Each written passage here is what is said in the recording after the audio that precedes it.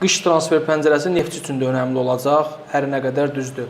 Bizdə olan məlumatlara görə yeni baş məşqçi Yurgen Dub heyətdən razı qaldığını bildirir və heç bir futbolçunun ayrılmağını istəməyib, kimisə göndərilməsini istəməyib, kluba hər hansı rəhbərliyə belə bir siyahı verməyib. Amma təbii ki, müəyyən yeni transferlər lazımdır. Artıq real danışıqların getdiyi bir futbolçu adı var bizdə. Dimitri Topalovdur, Ukraynalı futbolçu.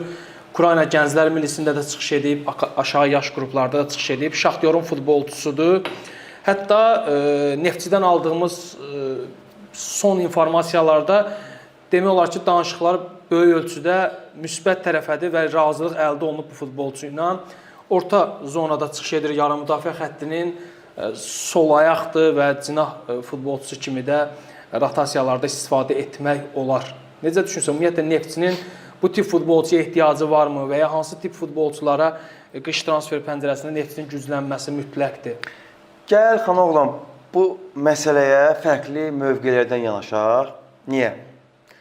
Mən futbolçunun, belə deyək də, transfer mark səhifəsinə baxdım. Həqiqətən də Ukrayna Premyer Liqasında 100-ə yaxın oyun keçirib, kifayət qədər dayaq yarı müdafiəçisi baxımından kifayət qədər qolları var, asistləri var.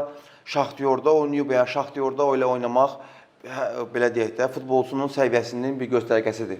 Amma sənə indi bir sual verim. O, oldular bilər deyir, oldular bilər. Ukraynalı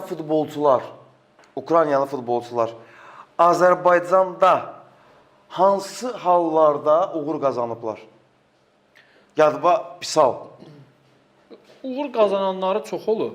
Hansı hallar dediyin, Çertagonov olsun, sonra o dönəmdə gələn... Hə? Yox, milliləşdirilib təbii ki, amma Ukraynalı futbolçular. Sən yadınıza salım.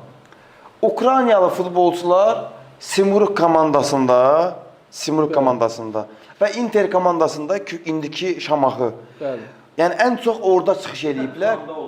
Ən çox orada. Neftçinin özündə də Ukraynalı futbolçular ən çox orada çıxış olur. ediblər, amma qrup şəklində. Yəni tək olmayıblar da, ən azı 5-6 futbolçu olub. Yəni və qrup şəklində hər zaman onlar üst pillələrdə qrup şəklində olanda indi məsələ nədir?